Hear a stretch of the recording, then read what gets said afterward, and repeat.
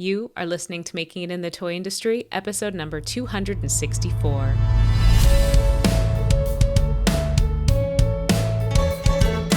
Welcome to Making It in the Toy Industry, a podcast for inventors, entrepreneurs, and makers like you. And now, your host, Azhelle Wade. Hey there, toy people. Azhelle Wade here, and welcome back to another episode of Making It in the Toy Industry. This is a weekly podcast brought to you by thetoycoach.com. Today continues our New York Toy Fair 2025 exclusive interview series, where I'm bringing you interviews from the floor of the show. But before we dive into our next interview, let's quickly recap what we talked about last week.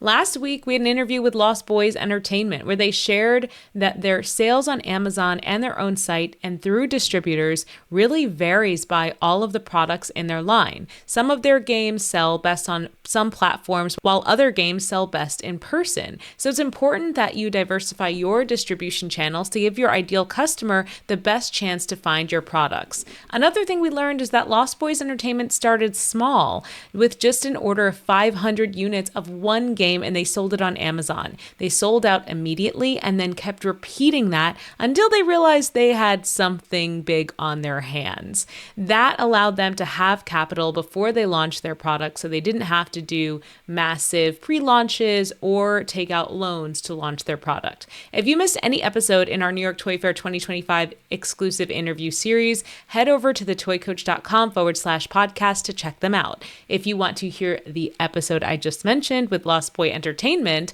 head over to thetoycoach.com/263.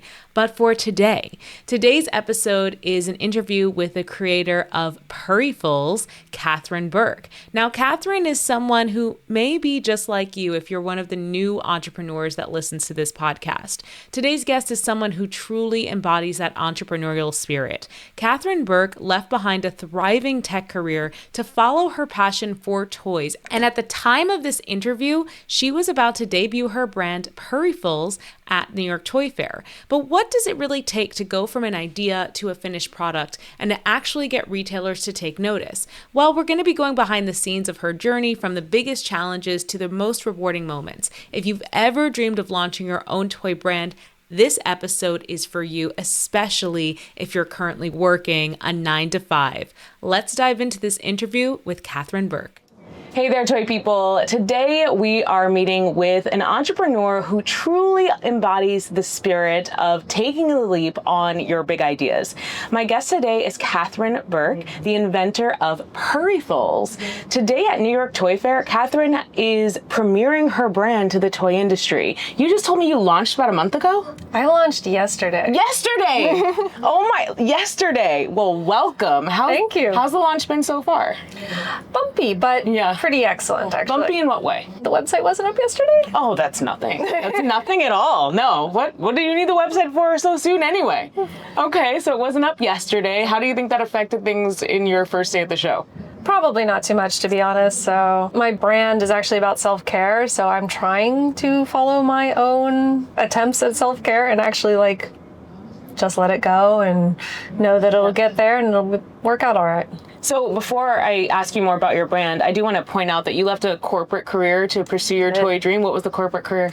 I worked in tech. I don't want to mention the company name, but it was one of the biggies in the Pacific Northwest. Oh, what made you want to leave? Honestly, I was burning out. It's tech, and it might have been the golden child a couple of years ago, but it's very high pressure. It's very stressful. It never stops. And it was something I'd worked for a long time, but it just got more and more stressful. Eventually, I really started to burn out. I started to just feel unhealthy. I wasn't in a good place, and I needed a change. Yeah, I don't know if you know this about me. I too worked corporate in the toy industry, product development, big companies. Yeah, and I also was like, I'm kind of burned out. And also, I don't know if you felt this, but felt a little unseen. Like you're doing so much work for somebody else's dream. Yes. And at the end of the day, you're like, what do I even have to show other than money? Money's great. We love money. But other than that, it's like, what do I have to show for my life? Yeah, they want you to care so much. Mm-hmm. They don't return it. And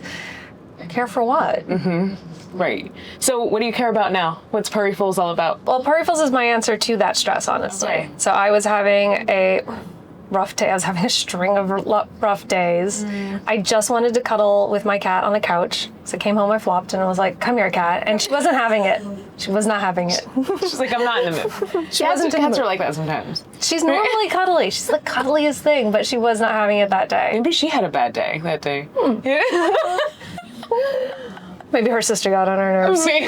Yeah. But yeah, I just wanted that comfort of this soft, cuddly, purring little creature, and I couldn't get it that day. I went online to buy it because I'm like, surely something exists. Surely this exists. It didn't matter what search terms I put in, I could not find what I was looking for. I could not find something to fill that space. And that's where the idea just got in the back of my head.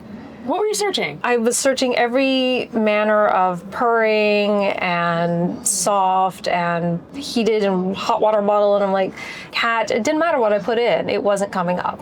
Oh my gosh.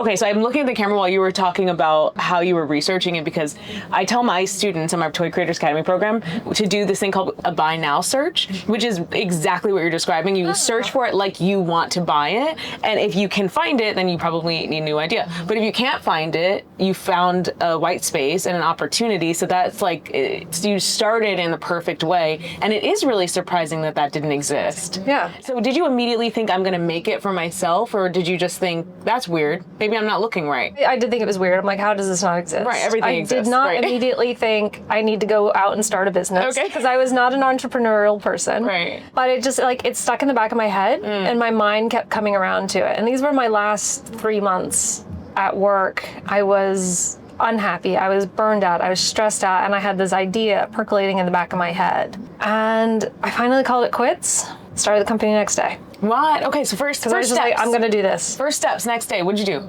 I bought a bunch of supplies to prototype because I wanted to build it. Were you in project management? Yes, actually. Okay, because I'm like, you're literally describing how I teach people to develop products, and I'm like, the only people that know that is product developers are project managers in tech. So that totally makes sense. This makes sense. So you're doing the same thing you used to do in tech, but now for product. I hadn't thought about it that way. I honestly just wanted to create and build. Yeah. You built a wireframe, essentially, right? Well, it was a fluffy wireframe. I mean, yeah, yes. You were like, okay, so in tech we would do the wireframe. Now we're gonna, right? You did. Proof of concept. Oh, is that how it's? I don't know. I did make the first product at home. I learned how to sew. Wow. The only thing I can sew are stuffed cats. Oh my God. I cannot sew in a straight line. Wait, did you just Google cat patterns? Yes, I did. Oh my God.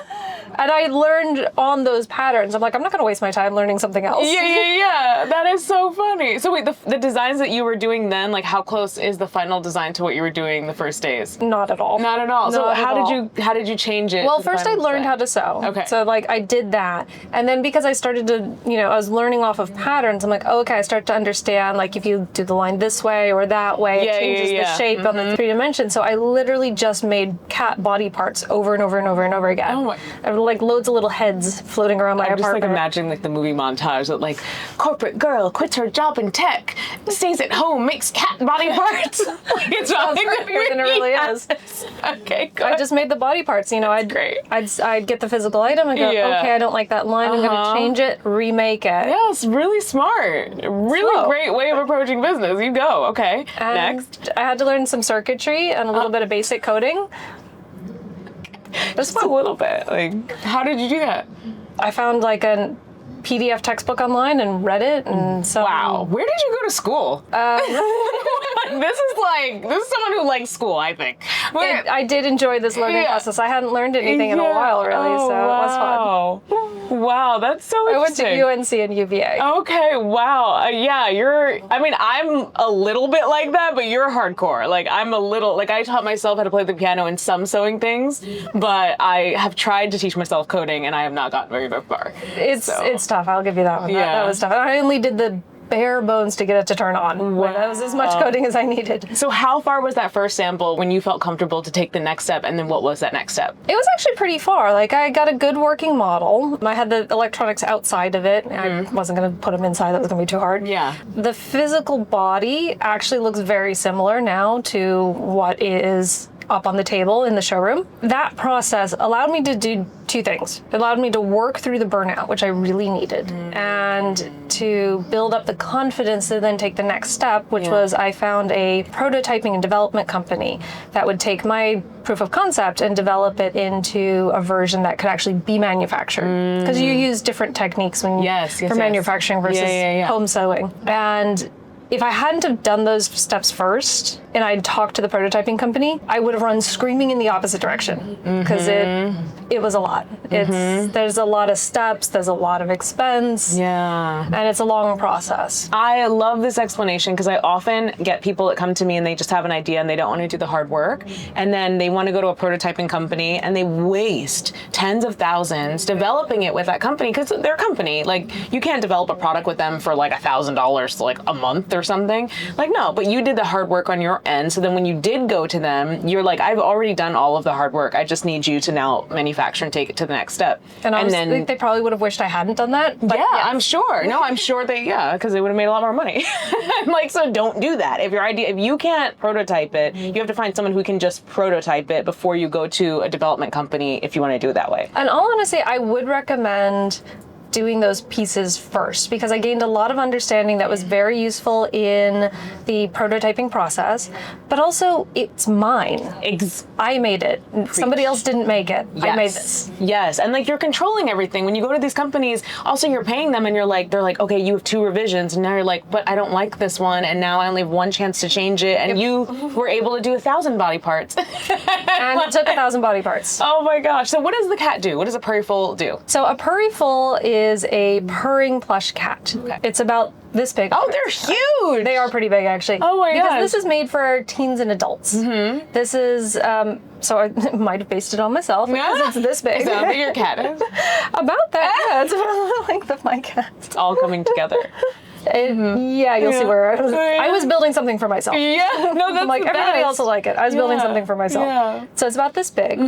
It's a very huggable shape. Yeah. You know, it's meant for cuddling. It's kind of that shape. Hourglass. Okay. It actually looks quite a lot like my cat when she's loafed on my chest. This is the idea was sitting there purring at me, not letting me catch her, but she's purring at me. So it's larger because it's meant for teens and adults. It's a very huggable shape, so it's very snuggly. You just carry it around under your arm. It has a very soft, very plush fur-like fabric. Yeah. So you can just run your fingers through it. So it's just you get that same sort of sensation. Yeah. And then, as I mentioned, it purrs. So you're going to feel it. It's a nice. Oh, you can feel rumble. the purr. Oh, yeah. Like a rumble, like a real cat. A real cat. It's as close to a real cat as I could get without giving you my cat, which she's not a cat. You can't have her. It's my cat. So, like, I haven't told you this, and I want you to freak out and not come to this interview. I'm allergic to cats. I grew up with a cat. That's not a problem for me. I have a solution for you. Wait, because the Purryful, I know, I just thought, I was like, wait, I grew up with a cat, and he was the sweetest, and then he died, kidney something, and when he died, I was like, oh, I can breathe.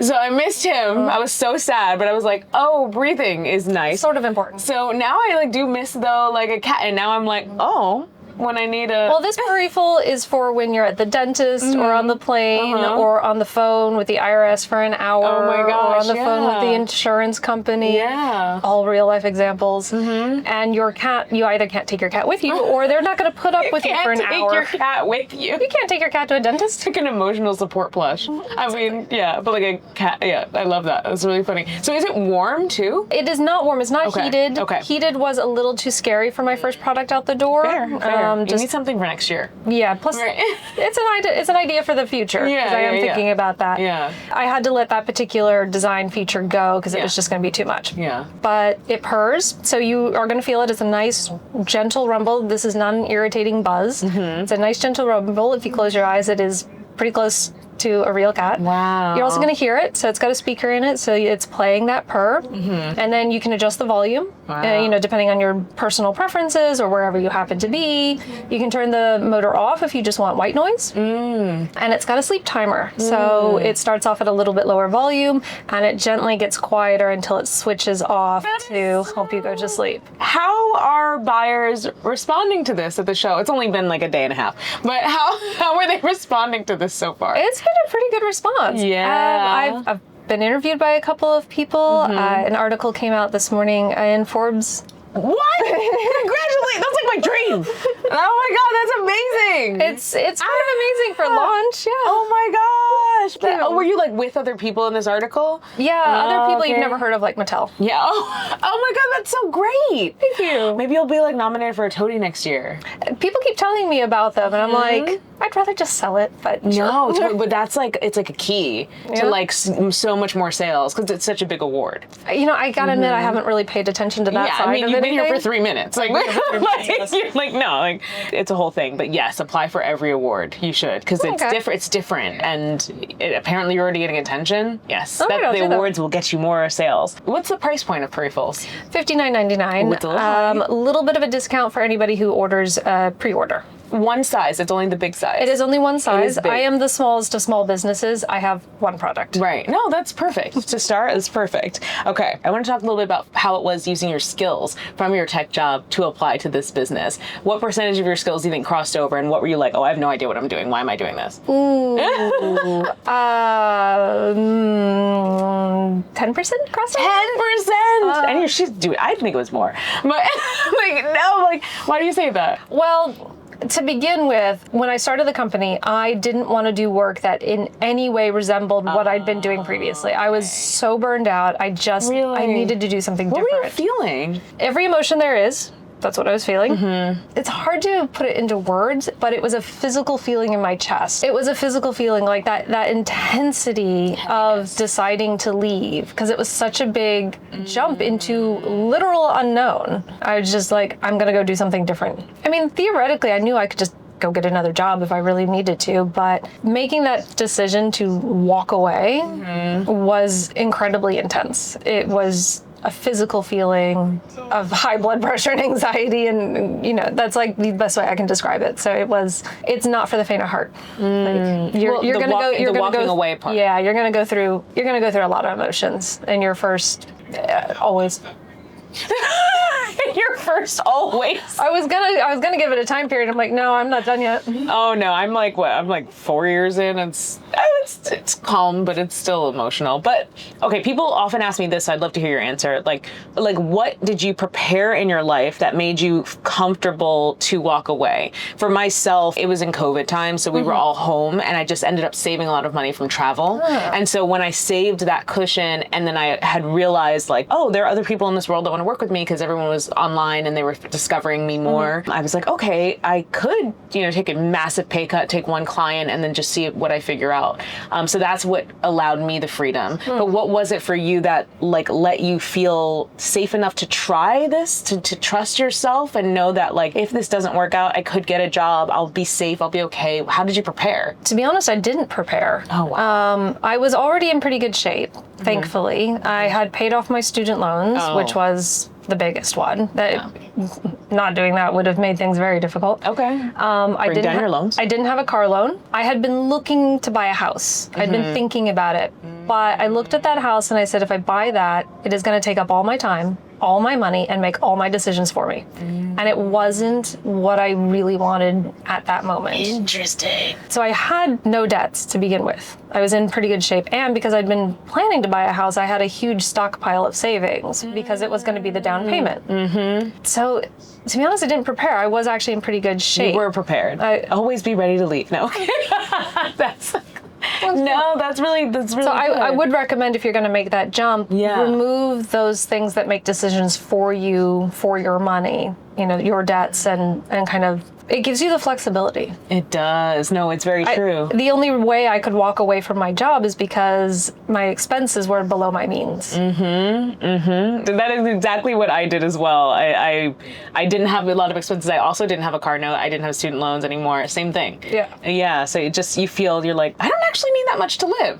Is what you realize. Yeah. You don't. I told one person that asked me that question on a podcast, I was like, well, I used to salsa dance and have fun. And I was like, I just cut dance classes out also. And I was like, I don't need that right now. I'm going to launch a business instead. It was worth it. I decided I didn't need the house. I didn't need a new car. Yeah. And people want those material things to make them feel like they achieved something. But do you feel like this business is a bigger achievement to you than would have been buying that house? Yes. Yeah. Yes. I had really been looking at the house. I'm like, this is what's missing from my life. This is why I don't feel like an adult yet. I don't, I'm still renting. And then I was looking at this house going, that will make all my decisions for me if I do this. So smart that you thought that. And I walked away, and it meant I could walk away from my job. And I knew I always had myself to rely on. Like, I knew I could go get another job if I needed to. That wasn't my biggest concern. Yeah.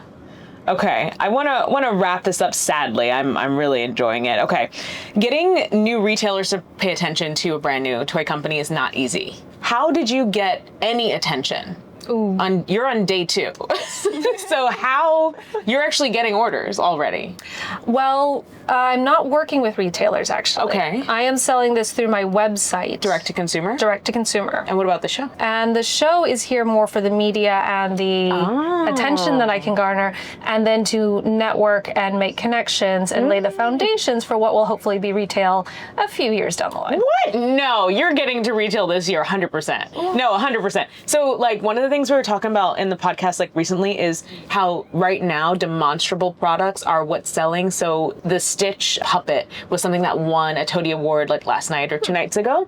And your product is demonstrable. Have you seen Hugimals? So Hugimals is another plush brand. Go on their Instagram page. The way that they demo it with buyers is what sells it. And you have a product that can do the same exact thing. Theirs is weighted plush, but yours with the vibration, and you can demo it the same way. And you're going into retail this year 100%. No, you are. I'm not even like maybe. Like I would bet money. I would bet money on that. 100%. Well, I appreciate that. Thank you for Oh, that 100%. I'm not. It's happening. Okay. So congratulations on your retail placement at Toy. Like preemptively, congratulations. Is there any last piece of advice you'd like to give to aspiring entrepreneurs out there that might be wanting to start a toy business? Honestly, I think the advice that I would give is one I've heard before, which I don't like. You have to be comfortable with being uncomfortable. And that's crap. You're not going to be comfortable. But you can accept that you'll be uncomfortable. Understand that difficult emotions will come your way, fear being the number one, but keep going. Even when you don't have faith in yourself, because it does happen. Yeah. Keep going, because you will come through the other side of that, and there's very good things there. Yes. Oh, thank you so much for joining us, Katharine. It was such a pleasure to meet you, and have a great rest of your show. Thank you. Take care. So I got my hands on a Purryful. I'm so excited to have it's so cute. Look at this gorgeous eyes, the body. Katharine said it looks just like her cat. So I'm gonna see if I can feel the purr. Can you hear that? Oh my gosh. It's so calming. Oh, this is like what I needed. After a long day of interviews. I mean, I'm not even done. This is really... Oh my gosh. Wow. Wow. It has 2 buttons. I'm not sure what this one does. This might be the sleep timer. So the buttons are here under the paws. The buttons are here, right here on the paw print. Just squeeze it. It starts vibrating and making an audible purr. This is so cute. Ah, love it.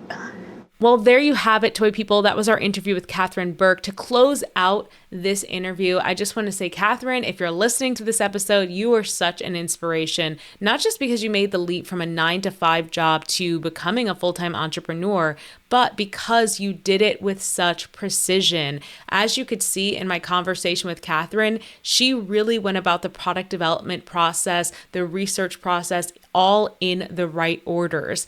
And she actually listened to her customers, listened to herself, allowed herself to develop a prototype that she liked before bringing a third party in. In this chat, we covered everything from facing fears to getting a toy brand in front of buyers and interested parties. So I know that anyone listening to this podcast is going to be taking away some inspiration or some value and business advice. Again, Katharine, if you're listening, thank you so much for sharing your journey with Purryfuls with us. You, my dear listener, if you love this podcast and you haven't already left us a review, what are you waiting for? Your reviews put a huge smile on my face every time I see a new one come in. So please, if you can, just leave a rating and review where you are listening to this podcast. As always, thank you so much for spending this time with me here today. And I know your time is valuable and that there are a ton of podcasts out there. So it truly means the world to me that you tune into this one. Until next week, I'll see you later, toy people. Thanks for listening to the Making It in the Toy Industry podcast with Azhelle Wade. Head over to thetoycoach.com for more information, tips, and advice.